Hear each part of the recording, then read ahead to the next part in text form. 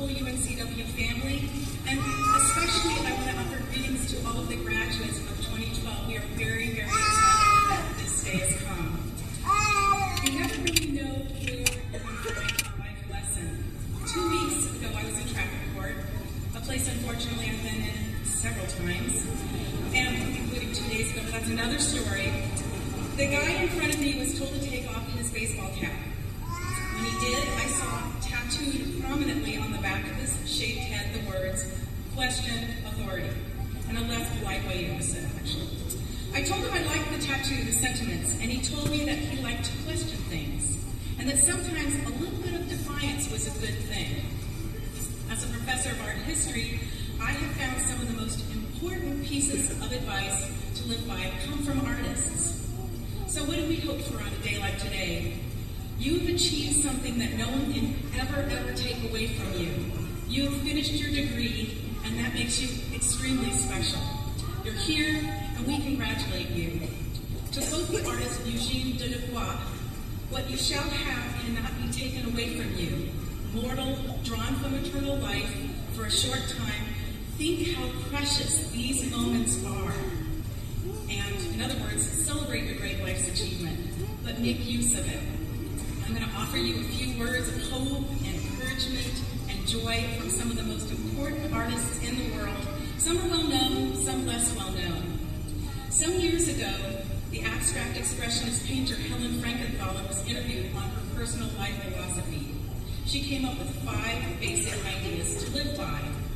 First, she said, perhaps like the guy in the traffic court, beware of rules. She even went so far to say that there shouldn't be rules at all, at least not for artists. Some artists and cultures do have rules about beauty, for example. What's really a good example of beauty? The Harlem Renaissance artist Aaron Douglas questioned all these rules about beauty. In fact, he always gently questioned authority. He said in 1926, "We are possessed, you know, with the idea that it's necessary to be white to be beautiful. 9 times out of 10, it's just the reverse. It takes a lot of training or a lot of effort to down the idea that thin lips and a straight nose is the height of beauty. But once you're really free from that, you can look back with a sigh of relief and wonder, how could have anyone been so deluded?" Frankenthaler's second piece of advice, too much of a sense of audience is dangerous. Please yourself. The painter Mary Cassatt in the 19th century didn't want to concern herself too much with what people thought of her, or of her work for that matter. She said, "At last, I could just work with complete independence. I didn't have to concern myself with the eventual judgment of a jury. I already knew who were my true masters. I hated conventional art. And then really, I began to live." Vincent van Gogh wanted to please himself, but he also wanted to touch the viewer. He wanted to touch all of us. He said, "The only time I feel really alive is when I'm painting. I want to touch people with my art. I want them to know of me, he feels deeply, he feels tenderly." Auguste Renoir suggested that work lovingly done is the secret of all happiness. Helene Frankenthaler's third piece of advice, stand by what you think is good. In other words, hold on to your standards and your integrity. In the words of Leonardo da Vinci, one can have no smaller or greater mastery than the mastery of yourself. Michelangelo did so to the point of refusing to finish sculptures when he didn't feel like they were quite right. He thought that he had the power to release pieces from marble that were trapped inside. He used to go up to the mountains of Carrara over 500 years ago. He'd put his hands on the marble and feel it and decide if something was in there that he could let go. He said, "I could see an angel in the marble, and then I carved it until I set it free." And if he didn't like the way it worked out, he destroyed it.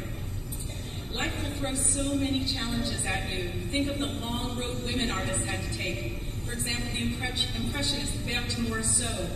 When Morisot's mentor, Edouard Manet, saw her work, he said, "This woman's work is exceptional. Too bad she's not a man." Fortunately, Morisot didn't much care, and she went on and created. The painter Gustave Courbet offered, "I hope always to earn my living by my art without having ever deviated even by a hair's breadth from my principles, without ever having lied to my conscience for a single solitary moment. Frankenthaler's fourth suggestion: challenge yourself. Follow your ideas. Follow your heart. Even if you think what you are doing is nuts, if it's your passion, do it anyway, as long as it's not hurting anyone else. Sometimes following your passion, taking the difficult path, can be a real struggle. The chairman of art and art history, Ann Connor, her father was an engineer, and as a little girl she used to play with his tools of the trade. She could never shake that love of it, and it finally turned her into a master printmaker and painter. Painter Edvard Munch knew what a challenge was too, but he knew painting was his calling. He knew that artists have the ability, as we all do, to express our joys and pain, our happiness, our dreams, our hopes, our past, our future. For Edvard Munch, art was a necessary outlet for sorrows in his life. He said, "Without fear and illness, I could have never accomplished everything I have. Nature is not only what is visible to the eye, it's what's inside of our souls. No longer am I going to paint interiors with men reading and women knitting. I'm going to paint living people who breathe and feel and suffer and love." The famous American painter Whistler saw ideas as the most important part of his creation. He said, "An artist is not paid for his labor, an artist is paid for vision." So hold on to your vision. Take a chance. Everybody here is an artist in one way or another. Art has so much power in our lives to shape and form our views of the world, to bring about change, to excite and interest people, to get people to take action. It's enduring. Its legacy is here long after we're gone, just like your legacy will be here long after you're gone. It inspires and reveals truths. Let whatever you do with your life be your form of art, and I really do mean that. Be a positive force that's enduring. Leave something so special in this beautiful world that you're a part of. Helene Kirschke finally added a fifth concept to live by. She said, "Know when to stop." She talked about making a painting one time, and she hung it on the wall, and she thought all night about it, and it was done. But then she thought, "I'm going to put a little bit more green on it." She got up and put green on it, and she said, "I ruined it," and I had to throw it away. That's one of the hardest ideas for me to grasp, to know when to stop, and the people that know me know that to be true. I have a hard time letting things take their course. I want things to happen. I want to make them happen. I have the passion to create, but sometimes the world doesn't kind of go in the same direction that I want it to. One of my greatest joys in life has been to work with artists who, at great risk to their own safety, have created art in the most difficult circumstances. I've worked a great deal in West Africa, in Ghana, also in Southern Africa, in Botswana, Malawi, and South Africa. In fact, I'm going back to Africa in a couple of weeks. Last summer, I had an interview set up with a South African artist, and it was a very hard interview to secure. He had worked during the apartheid era. I hired a driver and took a taxi out to the little village. The driver left me there, and after he left, I discovered he had taken me to the wrong village with the same name. I was way out in the countryside. I missed the interview. I was devastated, and I really wanted to fix this wrong. I thought, I can do this. I'll figure it out. I'll make it come together. I'm determined. But there was nothing I could do this time. The artist had traveled to meet me, and when nobody showed up, he left. It was a very sad accident of fate. Helene Kirschke says, an artist, a person, needs to take advantage of accidents. She says, take the accidents. Accident have the intelligence and the wherewithal to do something with it. So the next day before I left Cape Town, I decided to miss my train that I was going to take and grab a ferry boat at the last minute to tour Robben Island, the place where so many prisoners of apartheid spent sometimes decades of their life in a terrible, terrible prison. I've been trying for years to visit Robben Island, and every single time I went, the weather was bad and they wouldn't let the ferry go. So I thought, okay, I'll get something good out of this. I'm just going to go see this place and try and forget about this nightmare that happened the day before. Nelson Mandela had spent 18 years on the island. I wanted to see his cell, to see what it was like. All the tours on the island are led by former prisoners, which was very interesting. We had a little tiny group of 10 people, and the man who led us, his name was Benjamin. He told us of his 11 years on the island, and in a quiet, soft-spoken voice described life in this isolated, harsh place. He was the same age as me, but he looked much, much, much older. When I was alone with him at the end of the tour, I asked if there had been any visual artists on the island ever, and he said, that's kind of a weird question. No one's ever asked me that one before. He said, why do you want to know? And I said, I study art history. I write about African American and African political artists. And he just stopped and he said, sit down. And he said, I was an artist. I was a political cartoonist. I wanted to make images to expose what was happening to all of us, but then when it was found out, I was put away. And so they put me on this island. I was here for 11 years. And he was one of this approximately 11, a good percentage of people that were brought away of these leaders and locked away.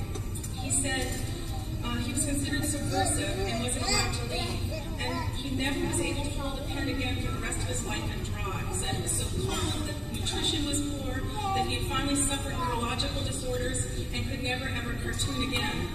I told him about the books that I had written about this. He thought it was just bizarre that we had been put together. He asked me about what the African American artists of the civil rights area had tried to do. And he said he didn't even know that other people were doing the same thing he was doing because he had been locked up the whole time. He said, my life has taken me to such a strange place. It's not the most pleasant job to be coming back to this place on a boat every day and leading tours of where I was locked up, but my life has meant something. I'm glad people understand what my life was about. I'm glad it made a difference. I'm glad I made a difference. I told him how I had jumped on that ferry boat at the last moment, and he said, we were brought together by fate. And he said, if you tried to make that interview happen, you never would have met me.